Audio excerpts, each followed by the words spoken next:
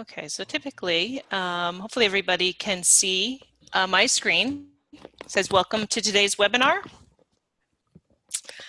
There was no audio when we started. There is material for this webinar. It's available for download at the event page of the AEM Center website. The link is there, and it's also going to be on another slide. But where you registered for, or where you found the events page for today's webinar is the same page where you will find the link to the PowerPoint that was provided by today's presenters, and Leslie will also put that in the chat.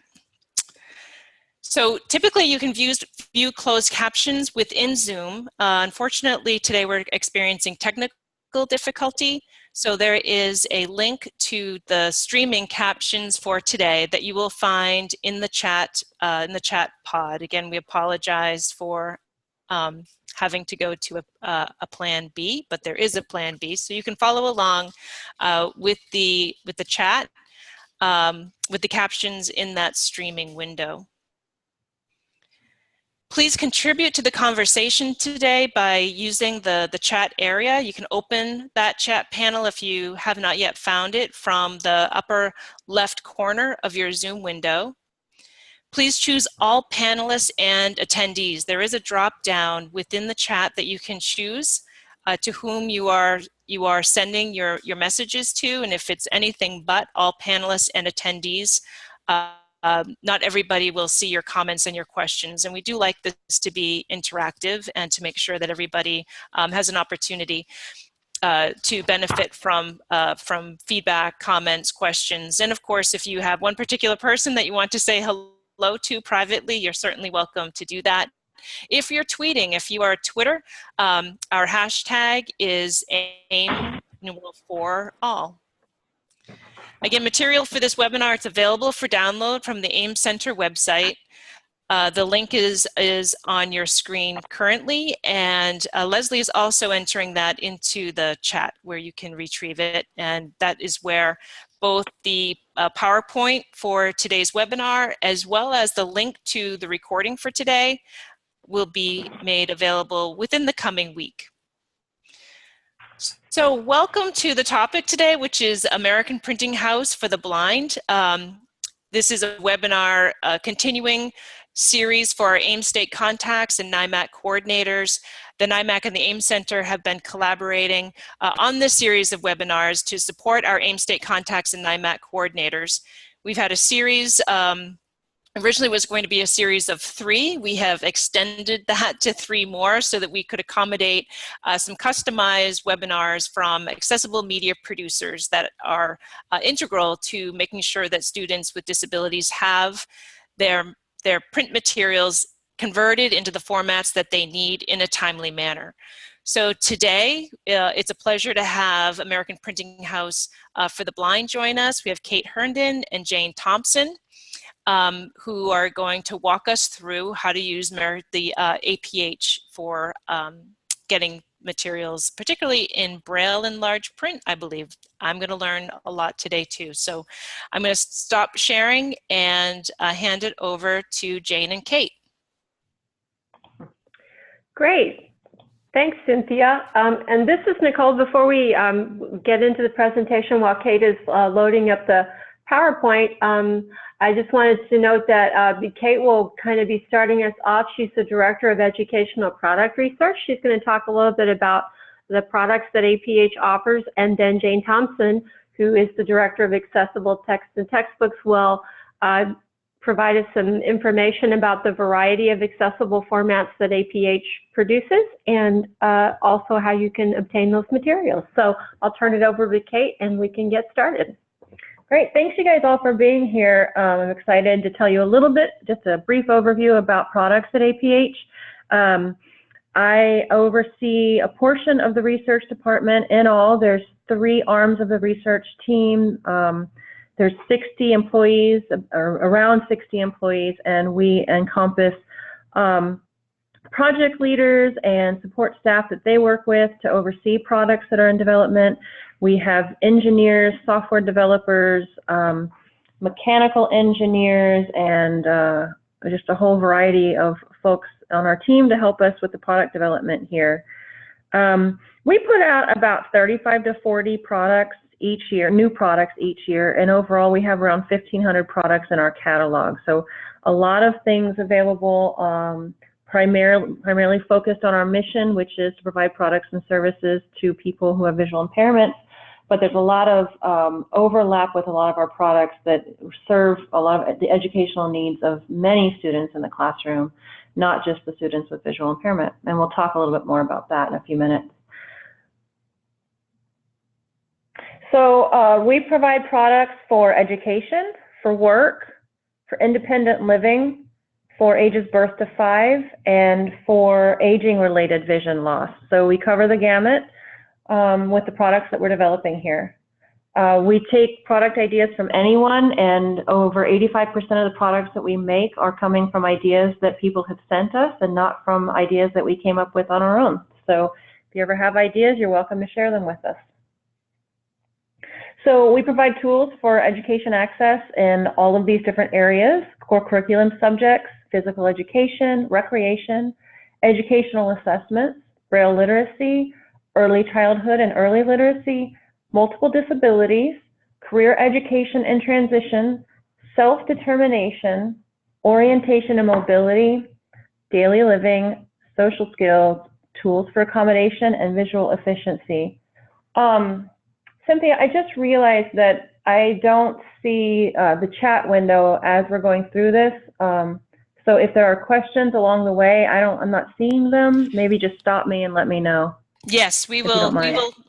Yes, both Leslie and I are monitoring, and we also have another AIM technical assistant specialist with us, Luis Perez. So you are well covered. We'll be sure to. Well, feel free to interrupt with questions as we go. I don't mind taking them at any time. Okay, great. Okay, thanks.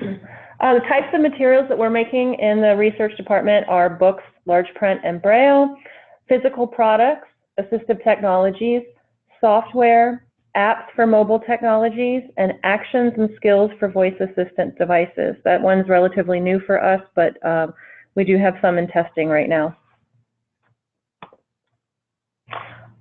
So this is an example of one of our core curriculum products. Building on Patterns is considered one of our flagship products at APH. It is a primary literacy program designed to teach beginning Braille users all language arts, including reading, writing, and spelling. So this is for kids aged kindergarten through 2nd grade who are learning to read and learning Braille at the same time. So the idea is that they get everything they need to know to be readers so that in 3rd grade they can move into a regular curriculum with the other kids in their classroom to be ready for standardized testing at the end of 3rd grade. We are currently working on a pre-kindergarten edition and hope to see that coming out in the next school year. Mac Connect is a relatively new product. It's an assistive technology video magnifier with Android tablet combined. It has distance viewing and it fits in a backpack. This is an example of assistive technologies that APH puts out. We also have handheld magnifiers, refreshable Braille displays, a variety of different kinds of assistive tech.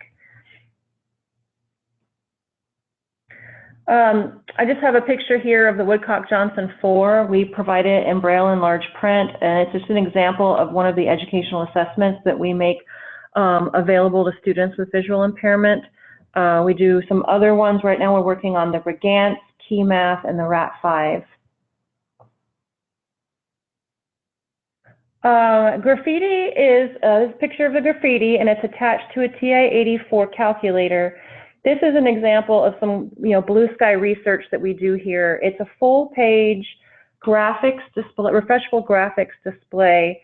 I was going to show you a video, but I don't think the sound's going to work in this webinar format, so I'm going to skip the video for now. But the idea with this product, which is in prototype testing, is that it can connect to computers or other devices and display in real time a tactile version of whatever is on the other device. One of the things we're looking at is how to connect this to students' computers. So with digital textbooks, all the images as JAWS or NVDA, whatever the reader is that goes through the textbook, the images will pop up on the graffiti live as they move through a book or through a test. That's kind of the ultimate goal with this. So here you see it's connected. I was just going to say that you should be able to show this video. You would just need to stop.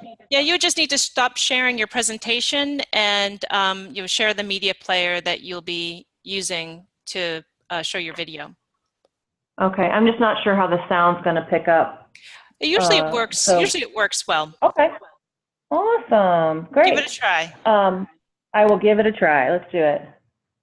So I just realized that there's no audio description in this video, so let me just tell you what's happening here. It's the front lawn of American Printing House on August 21st when we had the eclipse.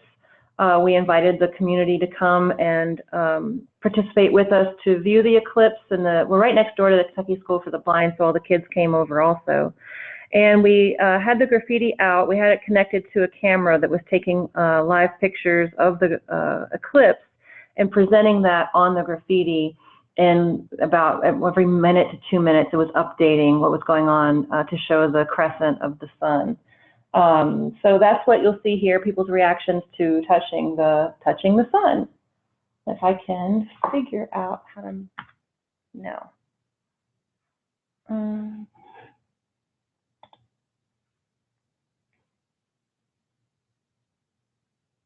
Are you seeing this? No. Nope, it's not coming through. We saw you click on the link, but we're not seeing the video.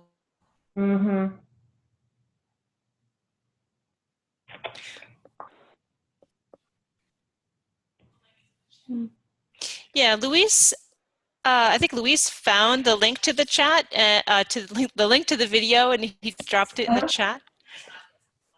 Leslie found it. Leslie put it. So it's the 1:18 p.m. link.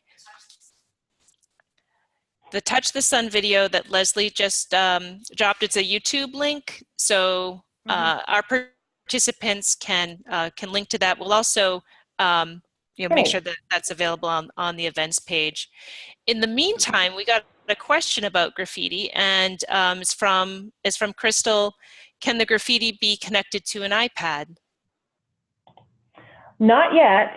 Right now, it's only connecting via ports because it's still in prototype. We're hoping that it will have HDMI connectivity. That's part of the plan. I don't know that it's going to have Bluetooth connectivity because if we want to use it in testing situations, there might be restrictions around that. So at the moment, HDMI connectivity is the plan. Great, thank you. Thanks for your question, Crystal. Yeah. So like I said, most of our kids are in mainstream classrooms, and they are learning right alongside typically sighted peers. And a lot of the kids we're serving have other disabilities. So when we develop products, we're thinking about the various needs that our students are going to have.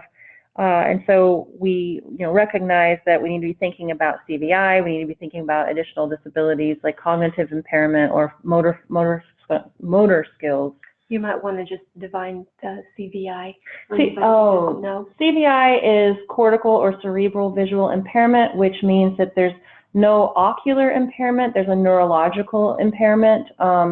So the eye functions just fine. It's something in the brain where the processing of what the eye is taking in is where the impairment's occurring. And so there's more habilitation and rehabilitation opportunities with that. But often kids who have CVI have other disabilities. So just a few examples of products that are getting used by other populations of kids. DNA Twist is in one of a series. We have DNA Twist, DNA RNA kit, protein synthesis kit, so it goes through the whole process. But it's a model that twists from flat to double helix. The rungs use various colors and textures to convey the base pairing rules, and it provides hands-on learning to all students in the classroom. So if you have a student that, you know, really does benefit from tactile or visual, three-dimensional object hands-on activities, this is really good for all kinds of kids. Joy Player is a independent music and listening player. It's got big buttons. We have caps that you put over the buttons so that you can minimize how many buttons a child has to choose from. It attaches via Velcro strap to work trays or, you know, wheelchair trays. The slot is really large, so if the person doesn't have a lot of fine motor skills, they can hold the cassette player and push it in and get it into the right spot. So it gives a person some independent choice making, and we've found it to be really popular with a lot of different people. Math Flash for Google Home is about to come out. This is one of our first that we have for a voice-assisted device. It's just math drill cards that anyone can use. And then Slapstack Math for iOS. It's kind of like a slapjack card game, but with before basic math functions or math operations. There's a picture here of some adults playing it and having more fun than they should doing basic math operations. The way that it works is you use sound activities, so clapping, stomping, hooting, or, you know, yodeling, and having different sound activities for different answers. So you could have, you know, you've got to yodel if the answer to the operation is 6, and stomp if the answer is 3, and then it cycles through all the different problems, and you compete to see who's going to be the fastest. It's a lot of fun. It's free. The voice assistant device one will be free also. So these are just some different examples. One more, Reach and Match, is a sensory play mat. It's got Braille on it. It's very socially inclusive. It comes with a whole series of games and activities for all kinds of kids to play together. The person who developed it initially developed it for students with on the autism spectrum. She added in the Braille and the textures so that all kids could participate. And this is a mat. It's very large. Kids can sit on it. They can put it in different configurations. You can actually build it up into a 3-walled little house.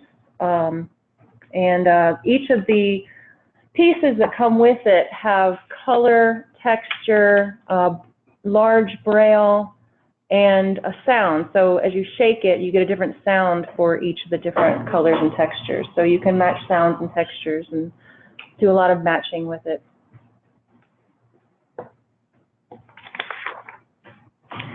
So that's just what I just want to give you a quick overview of what we do with our product development. So you have a sense of the things that we make available. You're welcome at any time to check out our shopping site, which is shop.aph.org.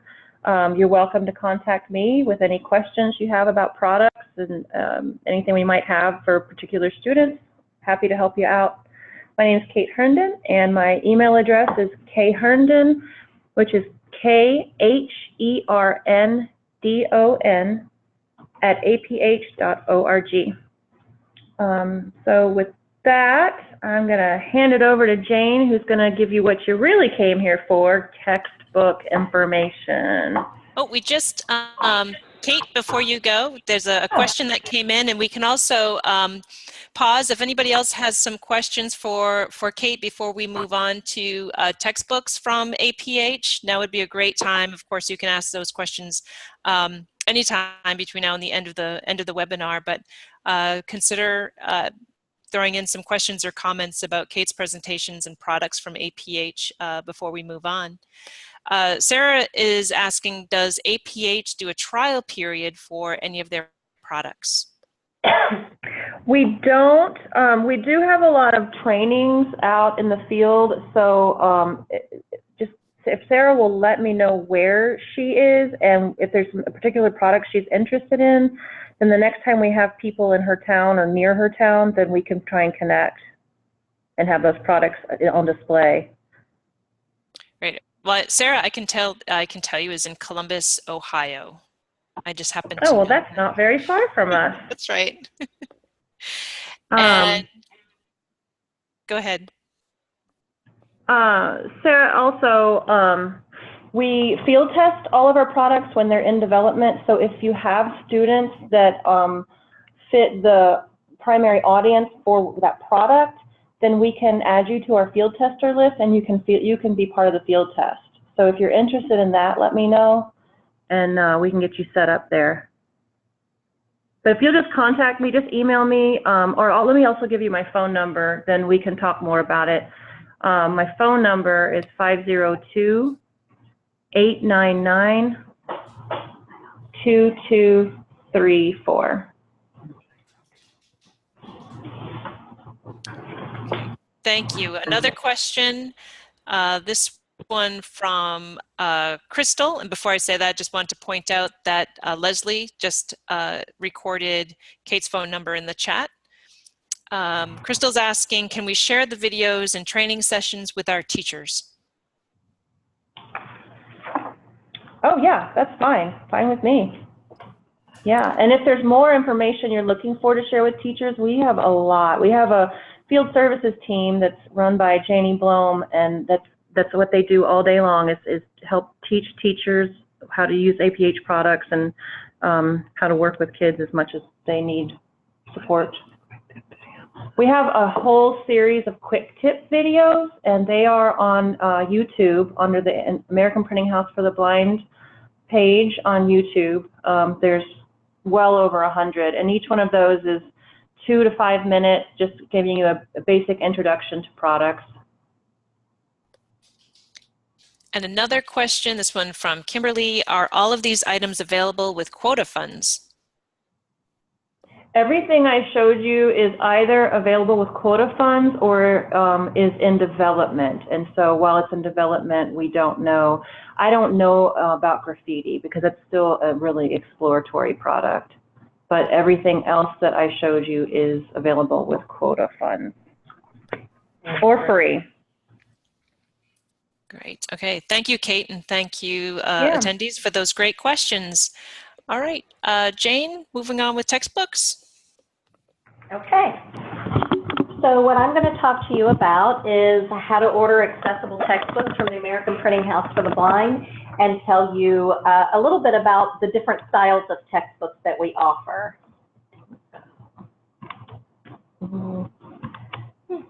Okay. There we go. There we go. Okay. So let me tell you a little bit about the different styles available to order. APH provides Braille and large print and digital textbooks. We offer hard copy Braille, digital Braille ready files, hard copy large print, and 2 different styles that are in hard copy. One is what we call the APH traditional enlargement textbook, and the other is the APH large print textbook, and I'll give you more details on those in just a moment. And then the digital accessible large print files and digital Braille files. So there are a lot of different options for you on the different kinds of textbooks. So how do you order an accessible textbook from APH? It's really very simple. The first thing that we ask is that you check the LUI database of accessible materials that's on the APH website to ensure that it hasn't already been put into Braille. We do not duplicate efforts. If someone else has already put something in Braille, we don't put it into Braille. There's not enough resources in the country to put everything in Braille multiple times. And so if it's already available by someone else, we would ask you to purchase it from someone else.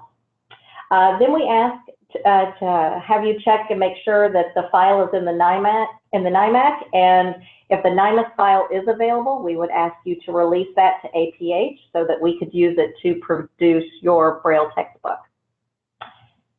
Then you would go to the APH website, to aph.org/test and textbooks. to download the appropriate order form. We have an order form there for Braille and for large print. So you would download, if you're ordering for Braille, the Braille order form, and then you submit the completed information on that along with your federal quota or purchase order form. We also ask that you send to us a photocopy of both the front and the back cover of the textbook and the front and the back of the title page. And we do that because we order the print textbooks for you, and we want to make sure that we have the exact textbook that you're holding in your hand when we order it, because we have found that sometimes there's just little differences between the textbooks, and we want to make sure we have the exact one for you.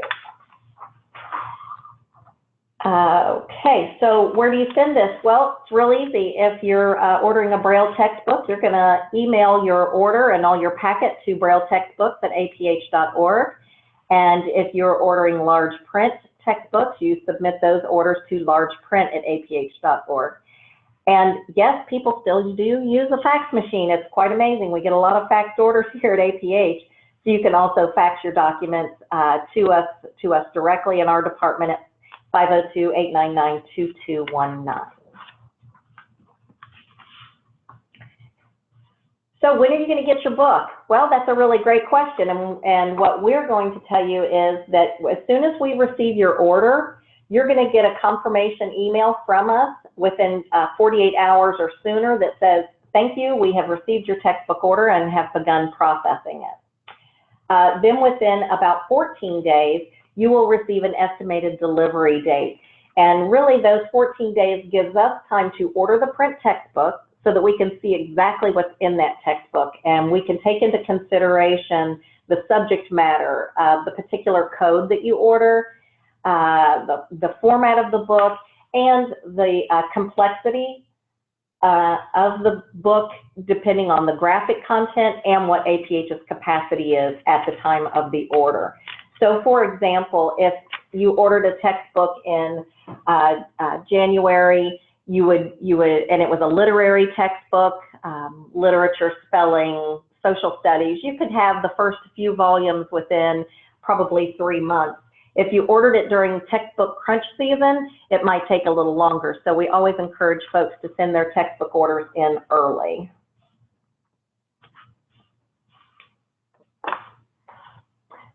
Okay, so there's our Braille textbook options. Okay. So Braille textbooks can be ordered. We have a few specific things that we need when you get an order, when you order a textbook. If you're ordering a brand new title that has never been ordered before, we do have a 5-year copyright restriction, and the reason that we have that copyright restriction is because we have limited funds, so we really can't afford to go back and do a 15-year-old textbook, which they still order those. A 15-year-old textbook, we really would prefer to stay within a 5-year time frame so that we can do the most current textbooks out there. Okay, so you can, so if it's a brand new textbook, it's a 5-year restriction, but you can always go and order out of our collection of textbooks that are already transcribed, and you can find those on the LUI database of accessible materials on the APH website. You can also go to the APH file repository and you can download Braille textbook files. So the Braille Ready files are available for download that can be embossed locally or be used on a refreshable Braille display. With those, because so many of our textbooks are full of graphics, you can also order a graphic packet, the matching graphics that go with that textbook that you download. So you would download the file from the repository and have it practically instantly, but order the graphic packet and we will run the graphics and ship those to you, and then you can interleaf them into the textbook when you are ready to use it. Those also are listed in the in LUI. So let's talk about large print textbook options. APH has grown with their options on large print textbooks over the many years. We started out with the APH traditional enlargement process, but have grown. I'm going to talk about the enlargement process first. You can order any textbook to be created in the APH traditional enlargement process with no copyright restrictions. So it can be an old book or a newer book, and this is called a make to order. So it's a brand new book that's never been created in large print or enlargement before. The traditional APH enlargement is printed on 11.5 by 14-inch paper. It is in full color, and this book is really, it is exactly how it looks when you open up a standard print textbook. So it's just stretched. It is enlarged. It is not put into large print. So that means when it's enlarged, we can usually get it up to about a 14-point font size, larger in some cases, depending on the grade level of that book and the original font size in the original text.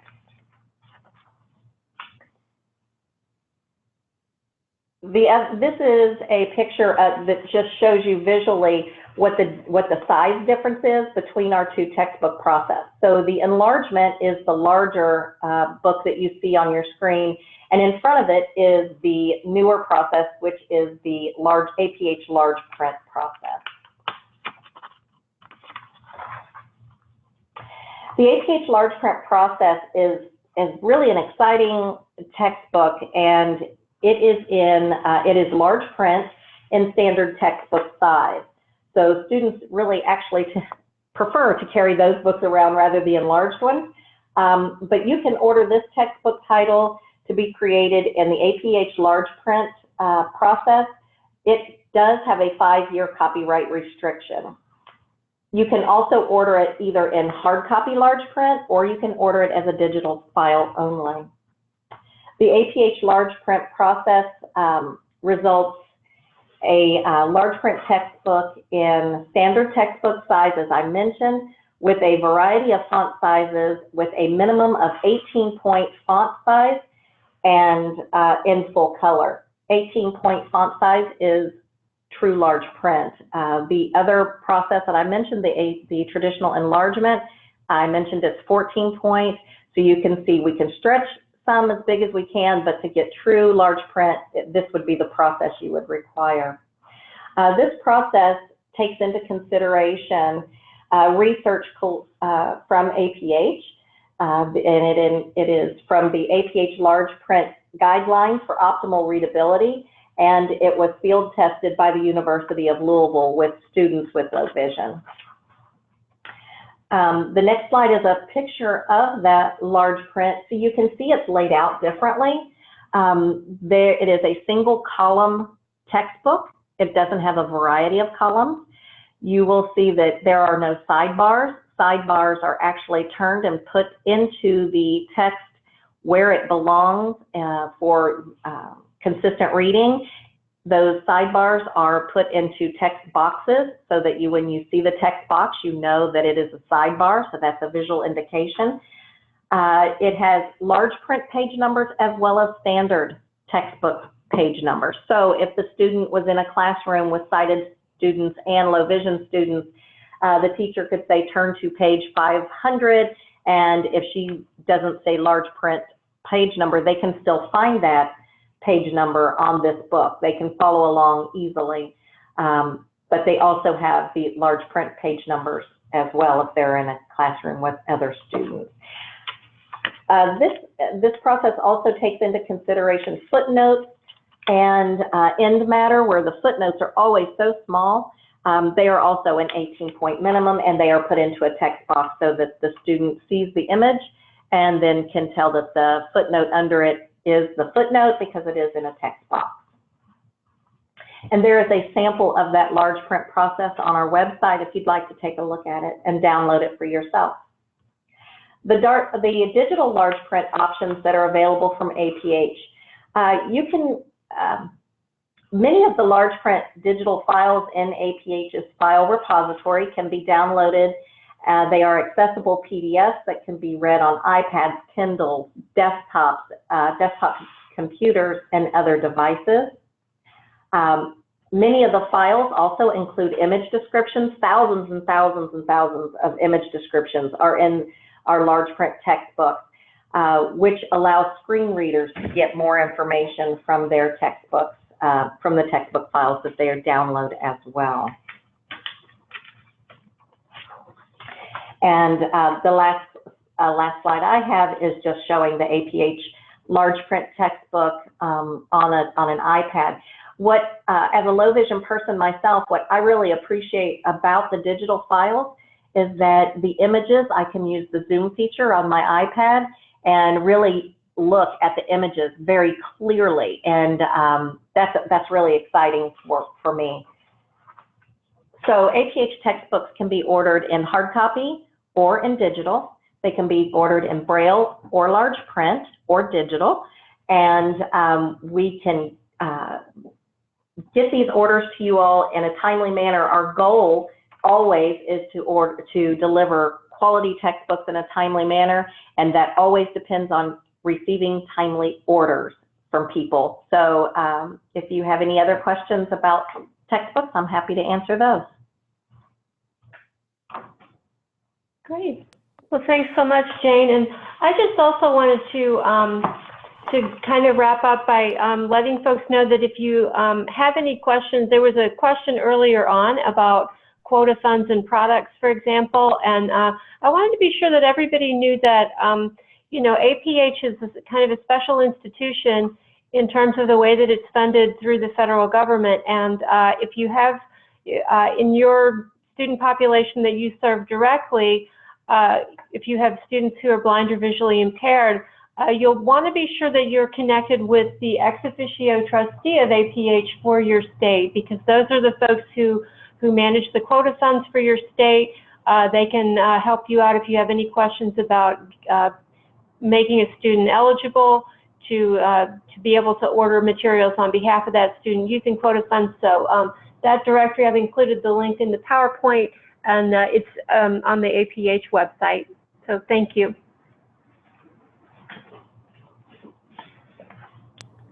So any other questions? No other questions have come into the chat, but everybody is still here. Oh, here's one from Bill. If you order a textbook in, say, print, do you automatically also have access to use it in digital format on a device if available for that student? So if you order a textbook in print, whether it's Braille or large print, you can order it either way. You can order it as hard copy, or you can order it as digital. They are available both for purchase. So if you ordered the hard copy Braille, you would get hard copy Braille, but you could go into the APH file repository and download the Braille ready file for a small fee. Yeah, $25. And then you would order the graphic packet to go with it if you would want the graphics with it. And you really do want the graphics with most of our textbooks because they are so complex. And those graphic packets are priced based on how many graphics are in the textbook. For the large print, it's the same way. If you order large print in hard copy, you will receive the large print textbook in hard copy. And then you can go to the APH file repository and you can download it for a fee as well.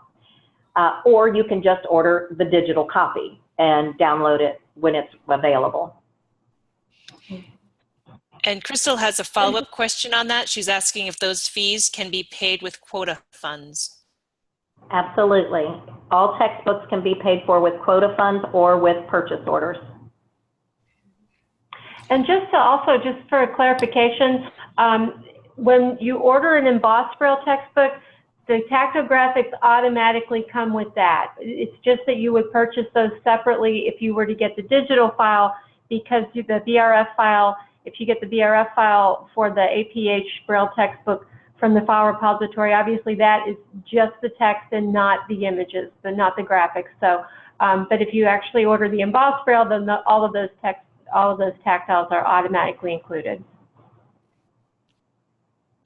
And I have a question because I know that you all do a really high quality job with your graphic descriptions, and I've always wondered what process that you go through. I know a lot of people don't appreciate just how complex a process it is to describe images, and if you would just say a few words about that and APH's process, and you know, just to give everybody a deeper appreciation for where those descriptions come from.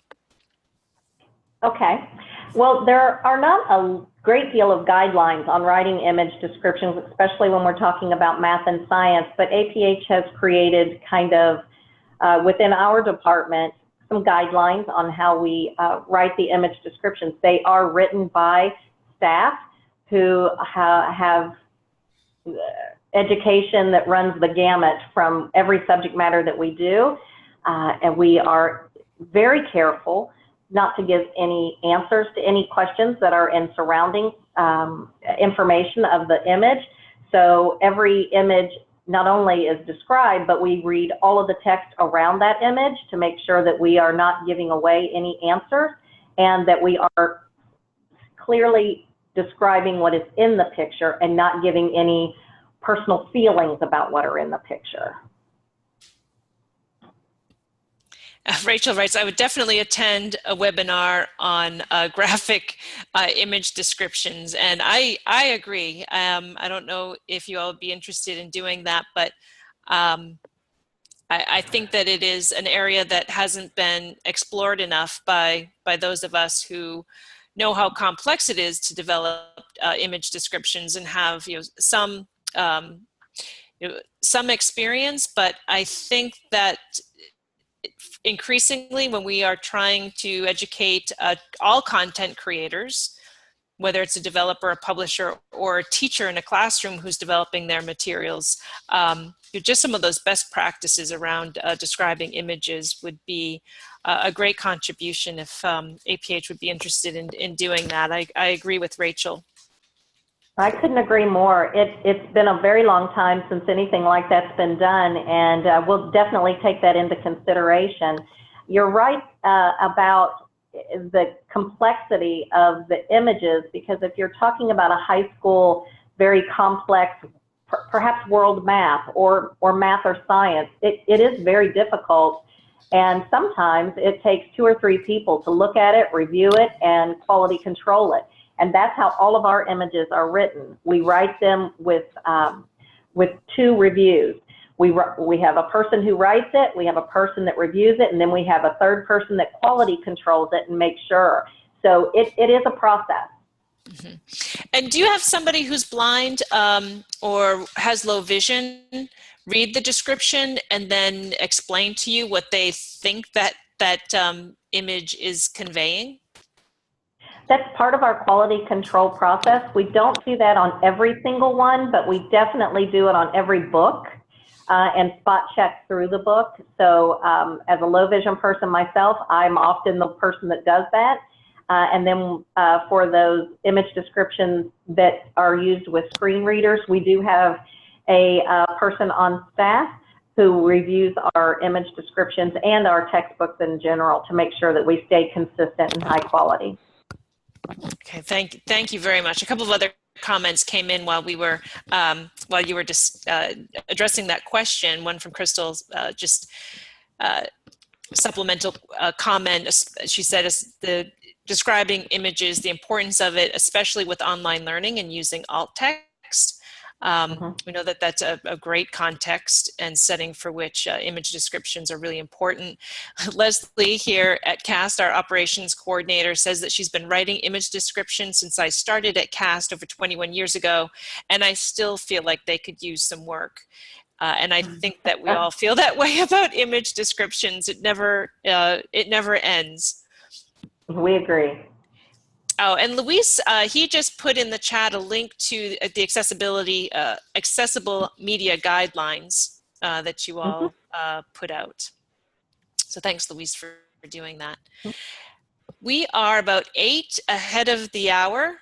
So if there are other questions, please do add those now as we're wrapping up.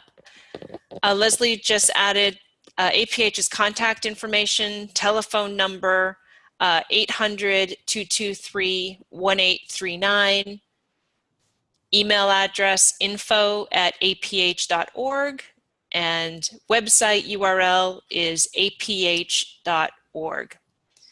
Thank you so much to Nicole, Jane, Nicole, as well as we know that Julia from APH is also there. Thank you so much for being here and presenting this information. I know I learned a lot. Who in the room here is so impressed with what American Printing House has been producing? As I opened up this webinar in the introduction, I knew I was going to learn a lot about what you all do in your services, and I'm so impressed. And I know that here at the AEM Center, we want to make sure that a lot of the products that you have are also included on our AEM website. And I think Luis was probably also thinking the same thing while he was listening in. Some of the services, some of the products that you have, we can put those on the AEM Center website and link back, because I think there are a lot of people that don't realize all the valuable service and products that you have. Leslie also just reminded everybody that the PowerPoint for today is on our website, as well as a link to the Touch the Sun video. And we want to thank Sheila for captioning. Thank you, Leslie, for putting that in the chat. There's a survey for today that we would greatly appreciate your filling out for us. I just put it in the chat. It's a Survey Monkey survey. The link is surveymonkey.com/APH_05_09_18. And if you fill that out, give us, as NIMAC coordinators and AIM state contacts, if you also want to give us some information about what else would be helpful for you moving forward. So this is the sixth in our series of webinars, and this is currently the final webinar that we have planned to deliver as part of this series. So we would like to continue this conversation, continue to be providing supports to our AIM state contacts and NIMAC coordinators. So if there are additional ways that we can support you, please include that in that survey in addition to your feedback on this particular event. And that will give us some guidance on where to go next with our support for you.